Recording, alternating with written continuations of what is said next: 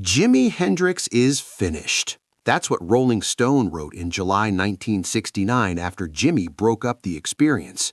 Career suicide, said Melody Maker, the biggest mistake in rock history, according to NME. Jimi had just fired the band that made him famous. 3 years of hits, 3 groundbreaking albums, worldwide fame, all destroyed in one backstage conversation in Denver. His bassist was furious, his drummer was confused, his manager was terrified. And Jimi? Jimi was calm. "I need to do something different," he kept saying. The experience was great, but it's time to move on. Everyone thought he was crazy. They thought without Noel Redding and Mitch Mitchell, Jimi was nothing. They gave him a few months before he came crawling back. But 50 days later, when Jimi Hendrix walked onto the Woodstock stage with a completely new band and played the Star-Spangled Banner in a way that would echo through history forever, every single person who doubted him realized Jimi Hendrix didn't need the experience. He was the experience. June 29, 1969, the Denver Pop Festival. Mile High Stadium was packed with 50,000 screaming fans. The Jimi Hendrix Experience had just finished their set, a blistering performance that had the crowd on their feet. It was electric, it was powerful, it was everything people expected from the greatest power trio in rock and roll. But backstage, something was breaking. The Jimi Hendrix Experience had been together for nearly 3 years. In that time, they'd released 3 albums that changed the face of rock music. Are You Experienced made them international superstars. Axis, Bold as Love, proved they weren't a fluke. Electric Ladyland cemented them as legends. They were untouchable, the perfect combination of Jimi's revolutionary guitar, Noel Redding's solid bass, and Mitch Mitchell's jazz-influenced drumming. But behind the scenes, cracks had been forming for months. Creative differences, personal tensions, the constant touring, the pressure, the drugs, the chaos of fame, it was all taking its toll. Jimi wanted to experiment, to push boundaries, to collaborate with different musicians. Noel and Mitch wanted to stick with what was working. Arguments became more frequent, communication broke down, the magic that had made them special was fading. After the Denver concert, Jimi made a decision that would shock the music world. He walked into the dressing room where Noel Redding and Mitch Mitchell were unwinding after the show. Road manager Jerry Stickles was there, a few crew members. Everyone could feel something was different. Jimi had that look, the one he got when he'd made his mind about something. "Boys," Jimi said quietly, "the experience is over." Nobody spoke. They thought he was joking. Jimi didn't joke about things like this. "What do you mean it's over?" Noel Redding finally asked. "I mean, this is it," Jimi said. "This was our last show. I need to move in a different direction." The room erupted. Redding was furious. "You're firing us? After everything we've built together?"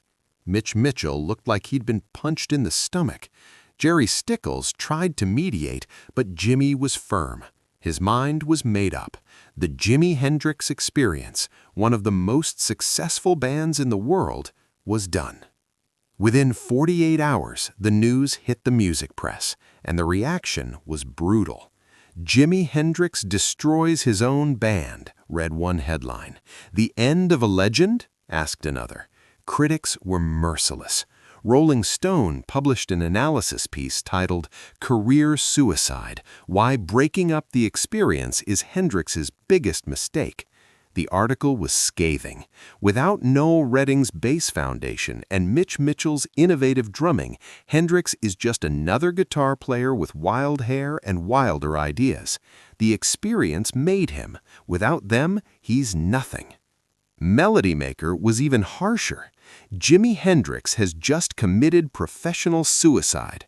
The experience was lightning in a bottle, a once-in-a-generation combination that can't be replicated. By destroying it, Hendrix has destroyed himself." NME called it the biggest mistake in rock history. 3 years from now, people will look back at this moment as the day Jimi Hendrix threw away everything he'd built. Fans were confused and angry. Radio DJs debated it on air.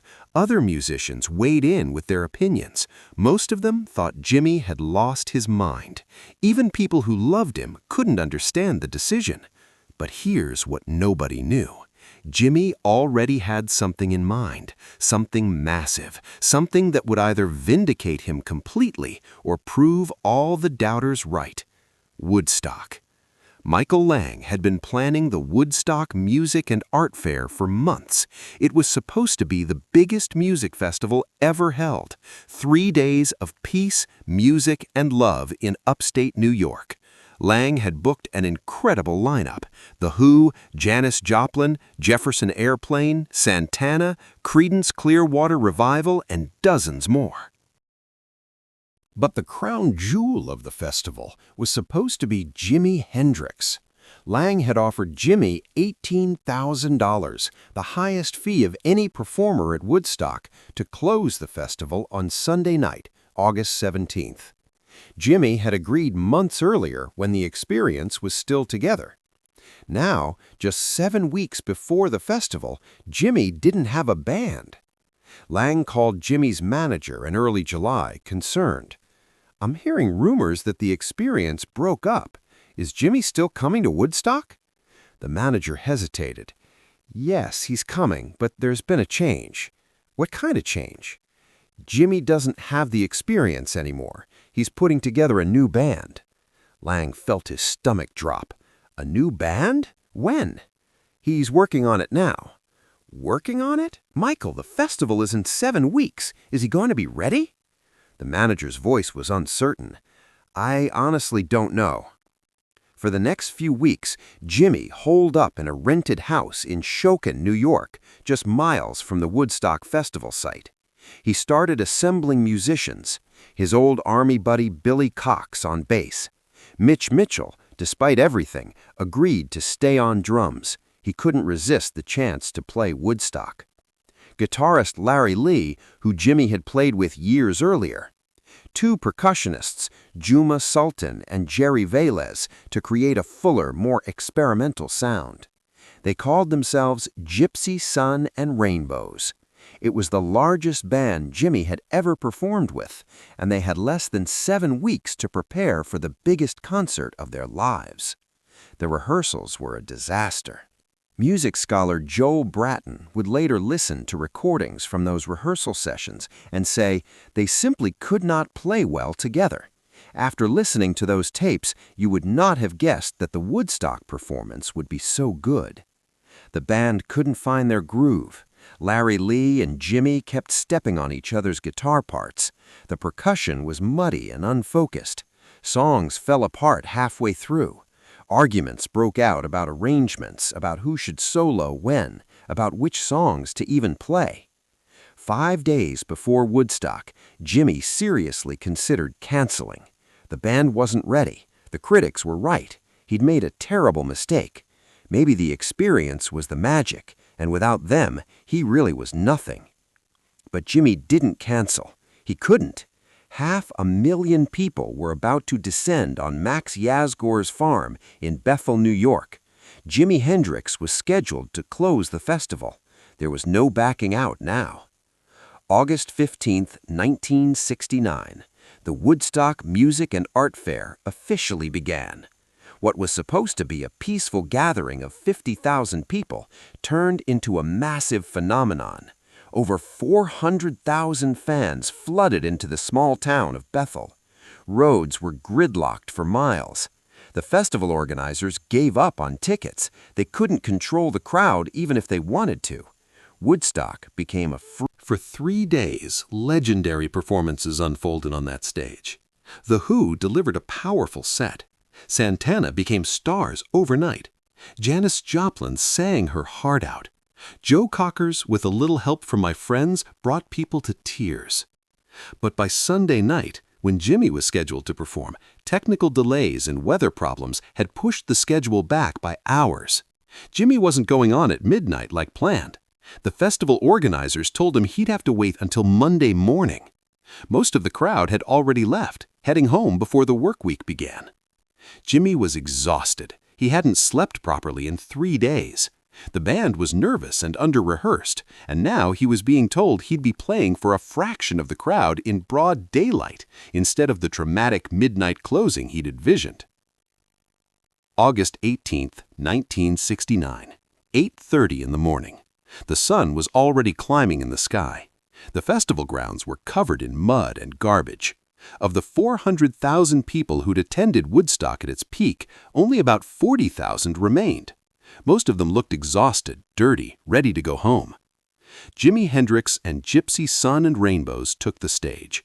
And for the first hour, everything the critics had predicted seemed to be coming through. The band was sloppy, guitars went out of tune, the percussion was overwhelming and muddy. Songs that should have been tight and powerful instead felt loose and unfocused.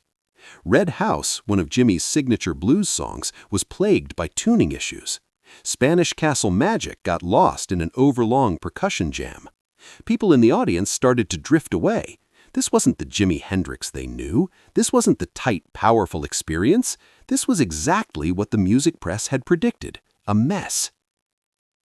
Backstage, people were worried. This performance could end Jimmy's career, the biggest platform he'd ever had, and he was blowing it. But then something changed. Maybe it was the exhaustion. Maybe it was the mud-soaked crowd of diehards who'd stayed to watch him despite everything. Maybe it was the weight of all those critics saying he was finished. Maybe Jimmy just decided to stop trying to make the band work together and instead do what he did best. For the final half hour of the set, Jimi Hendrix and Gypsy Sun and Rainbows played like the legends everyone hoped they would be. By the time Jimmy played his closing song, a slow, melancholic blues improvisation he called Villanova Junction, even the skeptics in the audience understood what they'd just witnessed. When the Woodstock documentary film was released in 1970, director Michael Wadley made a crucial decision. He ended the film with Jimmy's performance, specifically with the Star-Spangled Banner and Villanova Junction. Wadley understood that Jimmy's performance wasn't just the close of the festival.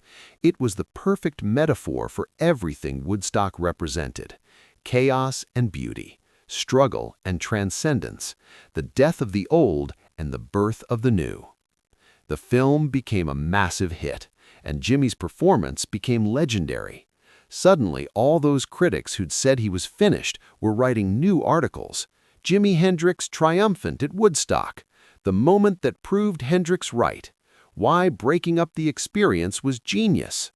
Noel Redding, Jimmy's former bassist, watched the Woodstock film in a London cinema. When asked about it later, he admitted, "I was angry when Jimmy broke up the band. I thought he was making a mistake, but watching him at Woodstock, I realized something.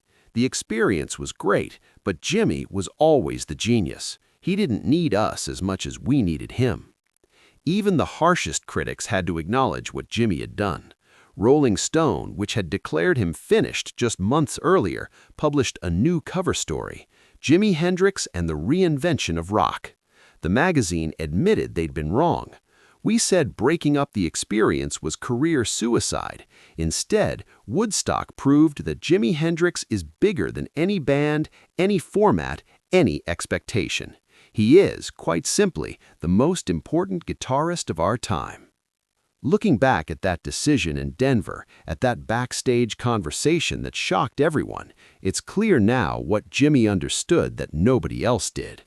The experience was incredible, but it had become a cage. Those 3 years had been about perfecting a formula, and Jimmy wasn't interested in formulas. He was interested in possibilities. By breaking up the band everyone loved, Jimmy forced himself into a position where he had to prove his worth all over again. He had to show that he wasn't just lucky to have great bandmates. He had to demonstrate that the genius wasn't in the combination, it was in him. Woodstock was that proof. 50 days after firing his band, with a group of musicians he'd barely rehearsed with, in front of a mud-soaked crowd at 8 in the morning, Jimi Hendrix created a moment that would live forever. The critics who said he was finished learned an important lesson that day. Jimi Hendrix didn't need the experience to be legendary. He didn't need perfect conditions or a tight band or ideal circumstances. He just needed a guitar, an amplifier, and a chance to show the world what he could do. Years later, musicians would cite that Woodstock performance as one of the most influential moments in rock history. The lesson isn't about firing your band or making dramatic changes for their own sake. It's about trusting yourself when everyone says you're wrong. It's about knowing the difference between comfortable and great. It's about understanding that sometimes you have to destroy what's good to create what's legendary. Jimi Hendrix made a lot of people very angry on June 29, 1969. He disappointed fans, confused critics, and scared his own management. But 50 days later, he proved that sometimes the craziest decision is actually the bravest one. They said he was finished. They said he'd committed career suicide. They said the experience was the magic, and without them, Jimi was nothing.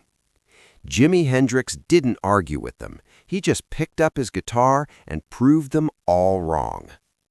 If this story of courage, self-belief, and the moment that silenced the doubters inspired you, make sure to hit that subscribe button and give this video a thumbs up.